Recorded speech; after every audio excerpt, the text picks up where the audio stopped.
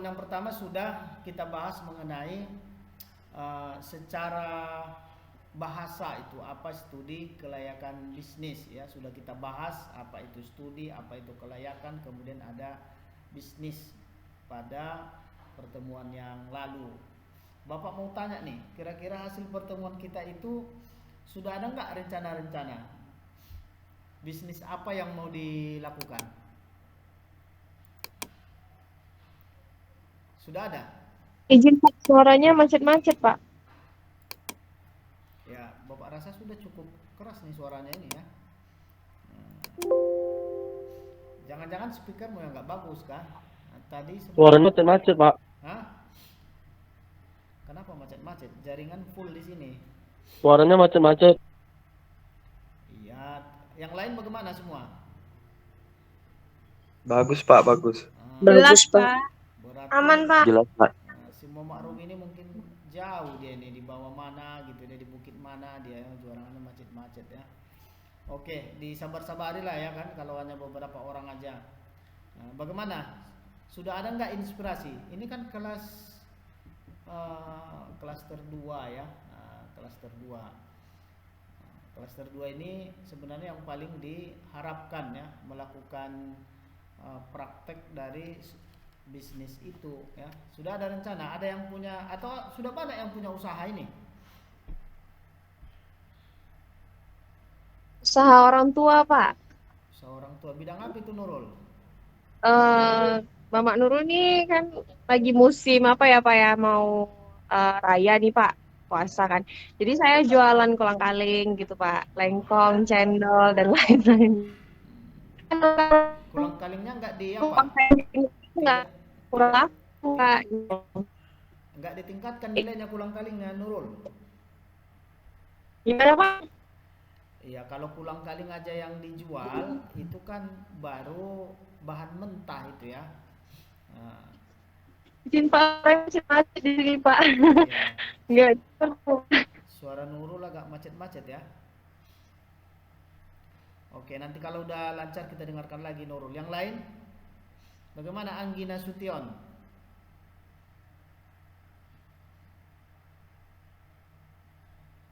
Halo Anggi? Iya, Pak. Tadi pas Bapak ini awak keluar, Pak. Hmm. Apa rencana yang udah Anggi rencanakan nih tentang bisnis itu? Kan ada dua ya bisnis itu, memproduksi barang gitu ya, bisa menciptakan, bisa membuat ya.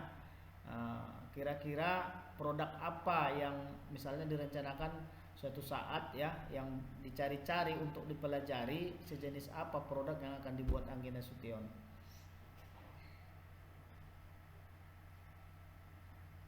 Nah, hilang Anggi. Iya, Pak. Maaf, Pak. Saya keluar masih, Pak. Coba, ada dengar tadi?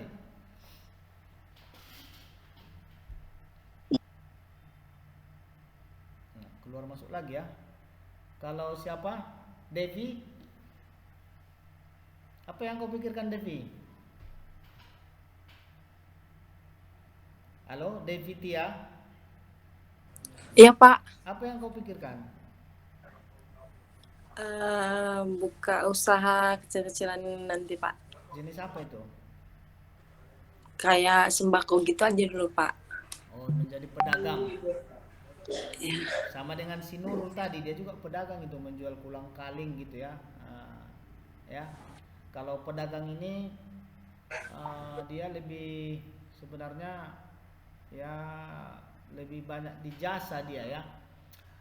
Bukan apa ya, bukan memproduksi barang tertentu, tapi kalau misalnya kulang kaling tadi dibeli kemudian diproduksi dengan barang yang siap jadi, barang yang lebih bagus, itu akan bernilai, akan mendapatkan penghasilan yang lebih bagus ya.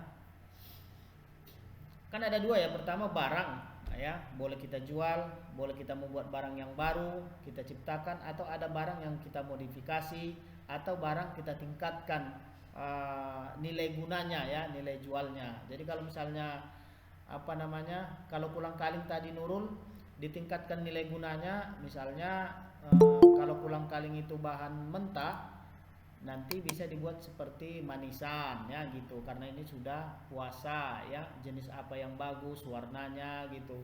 Atau misalnya bisa juga menjadi kerupuk kulang kaling, kan bisa juga Nurul ya bikin kerupuk dari kulang kaling. Nah, itu kan jarang ya, jarang nampak ya kerupuk kulang kaling ya. Nah, belum ada. Nah, jadi bagaimana itu bisa menjadi kerupuk gitu ya? Atau misalnya kulang kaling ini bisa juga dibuat misalnya untuk apa itu ya yang lagi disukai masyarakat sekarang, burger ya. Burger itu bisa burger kulang kaling. Coba diciptakan dulu itu Nurul ya, burger kulang kaling. Jadi sebagai contoh, Ini manisan aja Pak, manisan es campur gitu ya, banyak. itu kan sudah biasa itu. Iya, Nah, heeh. jadi kalau berbisnis ini semakin dibutuhkan orang, semakin langka, nilainya harganya semakin bagus, akan mendapatkan penghasilan lebih bagus. Jadi harus kreatif gitu. Jadi Bapak punya saudara ya, punya saudara keponakan ya, keponakan Bapak jual burger juga, makanya terinspirasi juga ini ya, Bapak teringat. Dia jual burger kan, orang kan kalau burger kan yang biasa-biasa itu ya, burger apa yang sering kita lihat dijual-jual orang gitu ya. Jadi dia terinspirasi bagaimana membuat burger rendang gitu ya, burger rendang. Jadi kebetulan dia ini kan orang Padang karena keponakan dari istri bapak kan orang Padang. Jadi karena mamanya sangat pandai membuat rendang, maka dia membuat burger yang isinya ada rendang. Jadi burger rendang. Jadi kalau dia sekarang karena di Medan ini dulu dia menganggur, nggak ada pekerjaan gitu ya, agak susah. Akhirnya dia pindah ke Sidimpuan, malah merantau ke Sidimpuan dia. Diciptakan dia burger rendang. Jadi kalau Anda datang malam ke kota Sidimpuan, burger yang paling laku itu burger dia. Jadi ternyata orang Sidimpuan itu kan suka rendang karena rata-rata kan penduduknya di sana kalau nggak orang Padang, mayoritas orang Mandailing ya, masih penikmat rendang juga itu ya. Mandailing sama juga dengan orang Padang. Jadi sana burger rendang itu sangat maju. Jadi pada malam banyak sekali penghasilannya. Jadi itu dia sudah cukup mendapatkan penghasilan sekarang di Medan. Yang dulunya menganggur di Medan, sekarang di Sidimpuan dia termasuk pengusaha burger yang paling besar di paling laku di Kota Padang Sidimpuan. Itu burger rendang. Kan bisa ya, nggak terpikir orang macam mana burger itu ada rendangnya. Jadi mamaknya membuat rendang, dia jual burger, digabungnya kedua-duanya itu lahirlah namanya burger rendang. Jadi sekarang itu menjadi usaha mereka yang sangat maju di Sidimpuan. Dan waktu saya ke sana 1 tahun yang lewat, dia punya cabang ada sekitar 6, jadi karyawannya itu sangat banyak waktu itu. Tapi nggak tahu sekarang bagaimana ya. Tapi yang paling maju yang di pusat kotanya itu, itu karena malam ramai orang belanja, itu sangat terkenal. Semua orang di kota itu pasti beli burger rendang. Misalnya gitu. Jadi ini kalau bisa burger kulang kaling, itu ya kan. Bagaimana kulang kaling itu diolah supaya menjadi enak, bisa sejalan dengan rasa burger. Itulah kreatifnya kita. Itu namanya menginovasi sesuatu yang sudah ada, kita inovasi. Karena kan masih jenis makanan, tidak mungkin itu ya tidak bisa diolah. Atau apa lagi yang dijual lagi Nurul? Yang lain selain kulang kaling? Lengkong Pak, lengkong cendol mata ikan gitu, itu es campur Lengkong. itu Pak. Lengkong kemana yang bisa? Ini apa ini ya? Sejenis benda yang agak itu ya, agak cair gitu ya. Tapi kalau misalnya lengkong itu juga bisa dibuat kering, ya, lengkong kering, ya, atau kerupuk lengkong misalnya gitu ya, atau apa gitu, bisa semua. Jadi mahasiswa kita udah kuliah, itu yang kita cari-cari, membuat sesuatu yang tidak terpikirkan oleh orang. Dari orang tahunya kalau lengkong kan buat cendol ya, buat es doger untuk minum-minuman apa gitu, dalam bentuk apa. Apa nggak bisa itu ya dibuat ya? Karena coba kalau misalnya kita ke Thailand ya, masih kalah kita dengan Thailand. Tidak ada buah yang tidak bisa mereka produksi menjadi oleh-oleh. Semua buah bisa menjadi manisan yang tahan lama dia. Itu orang Thailand itu. Semuanya dapat. Kalau kita di sini jual kue ini yang bulat-bulat tuh aja dijual orang. Kalau di Thailand jarang kita dapat itu. ada satu-satu orang jual kue ini yang dalam bentuk yang sama kita hari ini yang sudah bergabung, bisa dicatat namanya, misalnya kalau tidak sempat kita mengabsen nanti ya, atau dicatat orang yang sudah masuk ya, nanti diharapkan bisa masuk lagi, karena kalau sudah persentase nanti dianggap tidak hadir pula ya, supaya Ya, Pak. dicatat yang hadir. Diharapkan diusahakan supaya tetap gabung, kalaupun misalnya keluar tapi harus masuk lagi ya, jangan sampai tidak hadir. Ini sampai sekarang 27 orang ya, tadinya sudah 28 orang ya. 28 orang yang sudah ada, tinggal satu lagi. Bila perlu dihubungi yang satu orang itu, bagaimana caranya biar gabung kalau ada kontaknya, jangan sampai, karena nanti menyesal ya, lewat 3 tidak lulus ya. Repot nih kita ini ya, karena ini sudah online. Bapak share screen ya.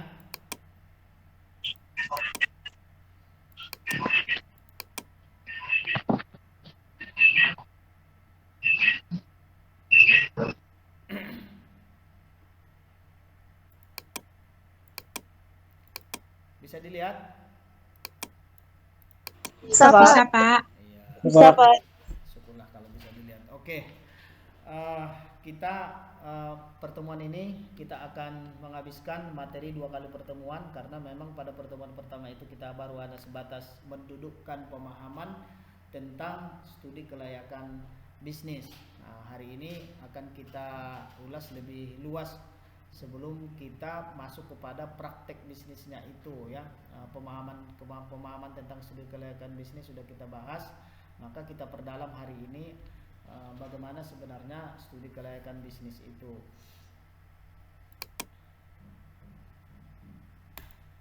Oke, pada pertemuan yang pertama sudah dijelaskan ya, bahwa setiap perusahaan itu sudah memiliki tujuan.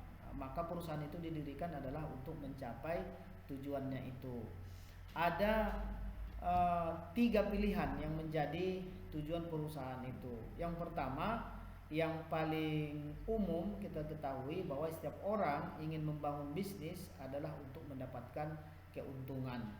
Karena dengan adanya keuntungan itulah orang bisa mensejahterakan hidupnya, ingin memenuhi kebutuhannya, ingin membelanjakan apa saja yang dia inginkan, harus ada keuntungan.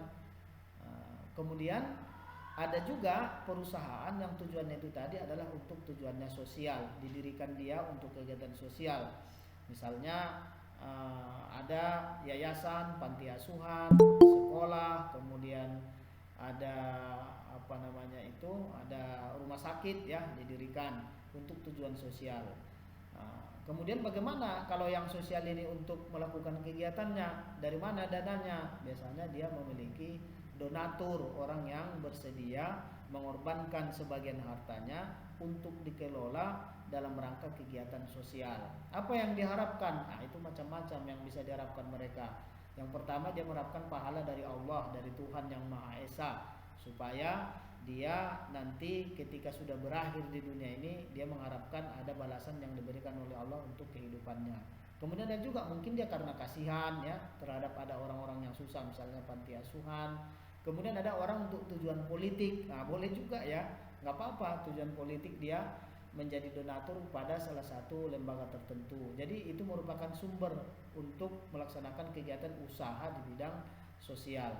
Kalau usaha di bidang profit, maka dia akan mengharapkan keuntungan dari dana yang harus dikeluarkannya itu ya. Udah 2 ya, tujuan profit dan tujuan sosial. Yang ketiga, ada juga ya, kegiatan itu gabungan dari keduanya itu, profit dan sosial. Kenapa? Karena banyak juga usaha itu selain dia diharapkan untuk mendapatkan profit, tapi bisa juga melaksanakan kegiatan sosial. Yang sosial kan tidak selalu juga dia mendapatkan donatur yang ikhlas seperti itu, atau usaha yang sifatnya sosial tidak bisa berkembang kalau hanya mengandalkan donatur aja. Tetapi bagaimana usaha itu juga harus memberikan keuntungan terhadap perusahaan itu, walaupun keuntungan itu tidak menjadi tujuan utama ya, tetapi untuk membiayai operasional kegiatan itu. Misalnya pendidikan, rumah sakit, dan kegiatan yang lain itu Kalau tidak ada uang sekolah, tidak ada biaya rumah sakit, dia kan tidak bisa menggaji dokter, tidak bisa membeli peralatan. Nah, begitu juga sekolah, membiayai dosen, membiayai kebutuhan-kebutuhan yang ada di sekolah-sekolah itu. Makanya dia harus mendapatkan penghasilan sehingga itu bisa dilangsungkan atau bisa melanjutkan kegiatan usaha baik yang sosial maupun yang profit. Makanya ada gabungannya itu, selain dia mendapatkan keuntungan, dia juga bisa melakukan tetap tujuan sosialnya. Bahkan sekarang perusahaan-perusahaan yang orientasinya profit pun diatur oleh undang-undang untuk membagi atau memberikan sebagian keuntungannya yang tujuannya untuk sosial. Misalnya pernah dengar itu ya, ada CSR misalnya gitu. Dia memberikan beberapa keuntungannya terhadap masyarakat di sekitar di mana perusahaannya itu beroperasi. Nah, itu ada yang perlu diperhatikan ketika kita ingin mendirikan sebuah bisnis ya. Nah, tujuan profit, tujuan sosial atau gabungan dari keduanya. Nah, kalau pertemuan yang lalu sudah kita bahas tentang secara bahasa ya, studi kelayakan bisnis itu apa, maka ini adalah pengertian secara etimologis ya, apa itu yang disebut dengan studi kelayakan bisnis. Kebetulan ini Bapak ambil dari bukunya Kashmir tentang studi kelayakan bisnis. Nanti mahasiswa pun boleh membeli buku itu ya untuk memperdalamnya itu. Buku studi kelayakan bisnis yang ditulis oleh Profesor Dr. Kashmir menyebutkan bahwa studi kelayakan bisnis itu ya, mata kuliah kita ini adalah mempelajari secara mendalam tentang suatu usaha. Ya, kemarin kan ada menyatakan untuk pengkajian, ada juga menyebutkan mempelajari ya tentang usaha yang akan dilakukan itu, yang akan dijalankan ya. Dalam rangka menentukan layak atau tidak usaha tersebut. Bapak sudah bilang bahwa kalau studi kelayakan bisnis itu adalah orientasinya di masa yang akan datang. Artinya kegunaannya di masa yang akan datang. Kita lakukan studi kelayakan bisnis hari ini untuk kita gunakan di masa yang akan datang. Karena usaha belum dijalankan. Jadi studi kelayakan bisnis ini sebelum sebuah rencana bisnis itu dijalankan. Sehingga ketika dijalankan nanti akan sesuai dengan keinginan kita karena sudah dilakukan studi, sudah dilakukan pengkajian terhadap usaha bisnis yang akan dijalankan itu. Oke, untuk selanjutnya sebelum kita lebih dalam membicarakan tentang studi kelayakan bisnis itu, maka yang pertama akan kita ketahui dulu berinvestasi gitu. Karena dengan berinvestasi lah baru kita memiliki bisnis ya. Tidak mungkin kita bisa menjalankan bisnis tanpa investasi. Nah, apa itu investasi? Banyak nanti para pakar memberikan definisi tentang investasi itu yang mereka tulis di berbagai karya tulis mereka, baik buku maupun majalah atau berbagai artikel yang mereka tulis. Tapi yang paling sederhana tentang investasi ini yang ditulis oleh Williams FS ya, menyatakan bahwa investasi adalah mengorbankan dolar sekarang untuk dolar di masa yang akan datang. Nah, itu. Kalau kita rubah misalnya ke rupiah, mengorbankan sejumlah rupiah untuk mendapatkan sejumlah rupiah di masa yang akan datang. Jadi ini orientasinya kelihatannya sangat profit ya, keuntungan. Karena memang begitu dia ya. Kita lakukan, kita korbankan berinvestasi hari ini dengan harapan ya, dengan harapan di masa yang akan datang kita akan mendapat return, akan mendapat pengembalian tentunya yang lebih besar dari rupiah yang kita korbankan hari ini. Nah, itu maksudnya kalau yang disebut dengan Williams itu ya, harapannya di masa akan datang. Makanya harus ada keuntungan. Namun ada pula yang menyatakan bahwa investasi itu penanaman modal dalam kegiatan yang dimiliki jangka waktu relatif panjang dalam berbagai bidang usaha. Nah, sebenarnya ini sejalannya, kita mengorbankan sesuatu ya, apakah itu sumber-sumber produksi itu, tetapi semua itu kan harus dibayar dengan dolar ya. Kalau misalnya faktor produksi itu ada man, ada method, ada money, ada mesin ya, ada 4 faktor produksi itu, ditambah satu lagi skill ya. skill itu semua pada akhirnya itu kan kita korbankan dengan menggunakan dolar atau menggunakan rupiah dengan harapan returnnya itu akan mendapatkan lebih dari yang Kan tadi ada Pak, untuk menghindari faktor-faktor yang menyebabkan kesalahan, maka yang perlu diperhatikan itu salah satunya penentuan metode dan alat ukur yang tepat. Nah, apa tuh Pak alat ukur yang tepat dan metode yang tepat itu Pak? ya. Jelasan. Secara umum ya kalau kita bicara strategi dalam usaha ya seperti yang sudah dijelaskan tadi ya, kita melakukan analisis SWOT ya.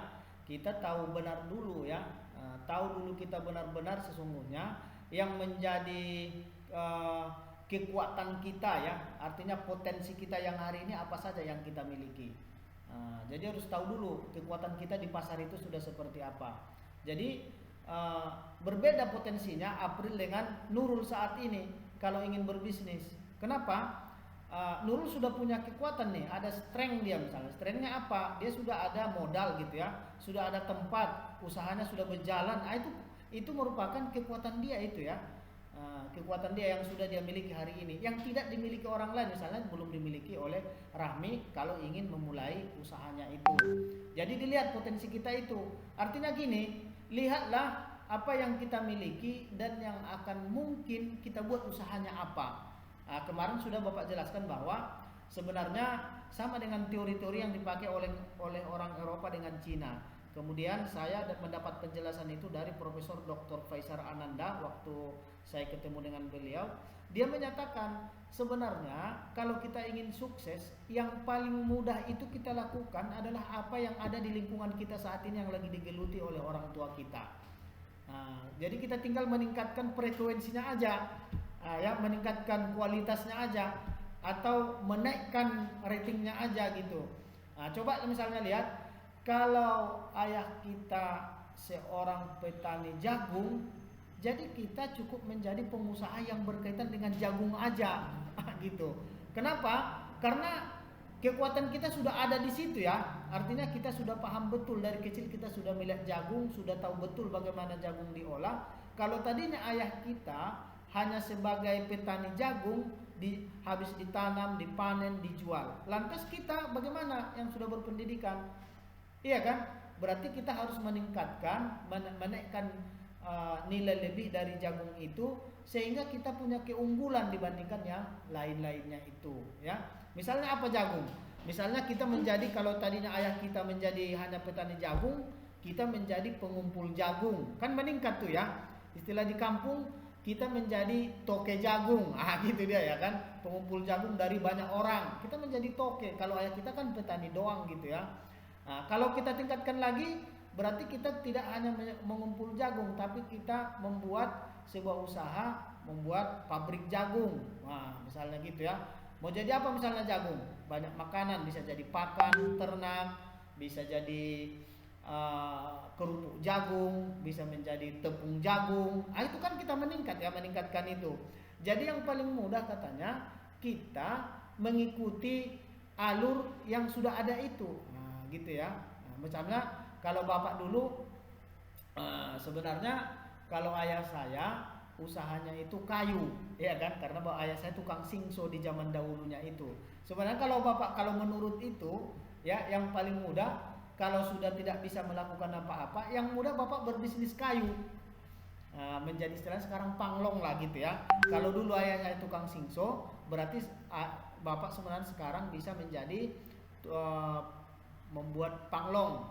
Atau Bapak bisa membuat perusahaan furniture misalnya gitu, atau membuat usaha pokoknya yang berkaitan dengan kayu. Kenapa? Karena sudah ada dasarnya. Bapak tahu kalau nampak kayu berdiri gini di hutan, Bapak tahu oh ini kayu ini itu. Bapak kenal oh ini kayu keras, bisa dipakai gitu ya.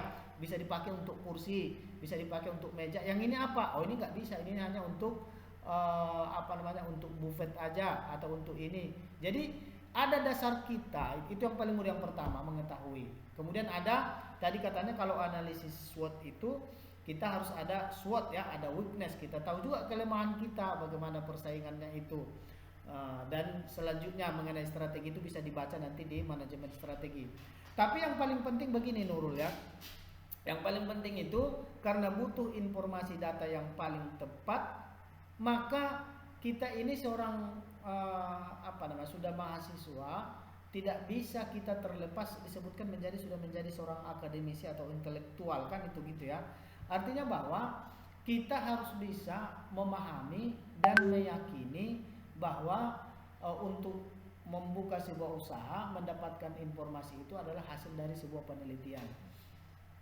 Penelitian itulah sampai sekarang yang menjadi dasar orang yang paling akurat untuk mendapatkan informasi yang benar-benar nanti bisa digunakan untuk usaha di masa yang akan datang. Karena data dan informasi itu memang ada orang misalnya mengetahui data dan informasi itu dari pengalamannya di masa yang lalu ya.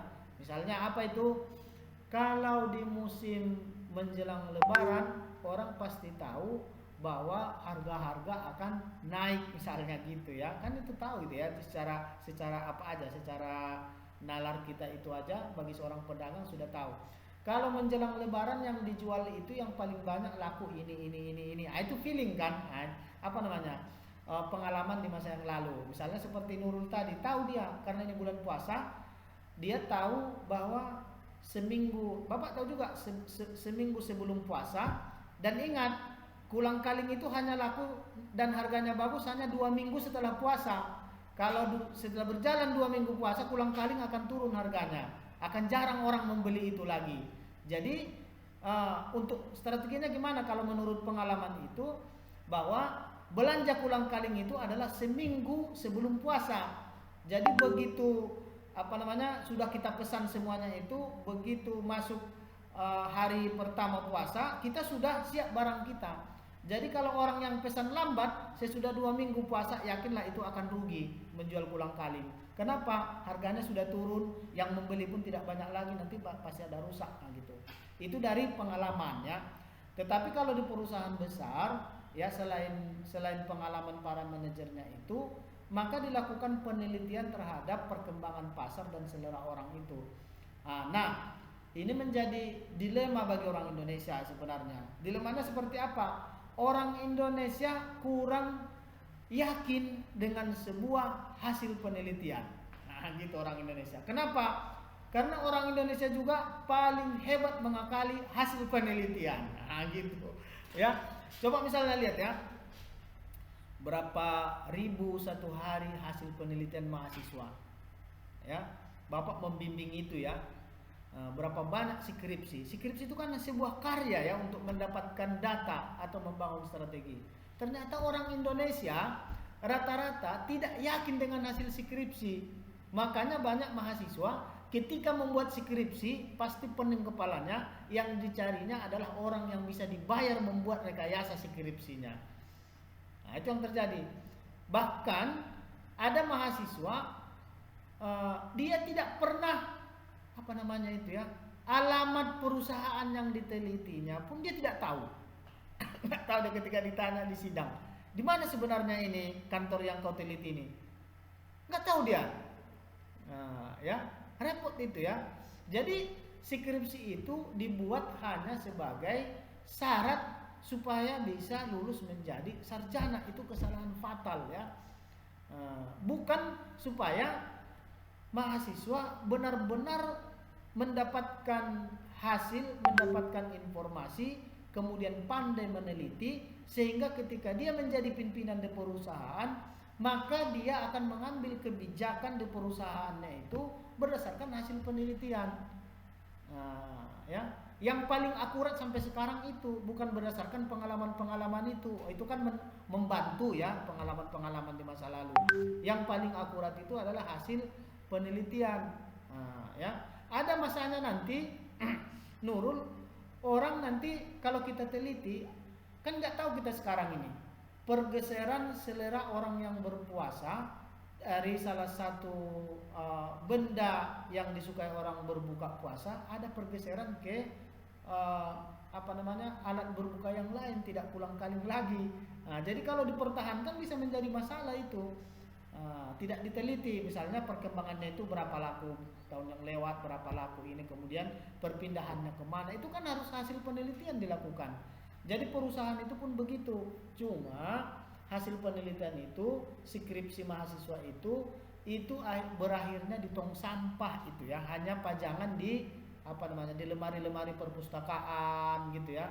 Jadi kalau di perusahaan pun hanya memperbanyak memenuhi lemarinya aja, tidak ada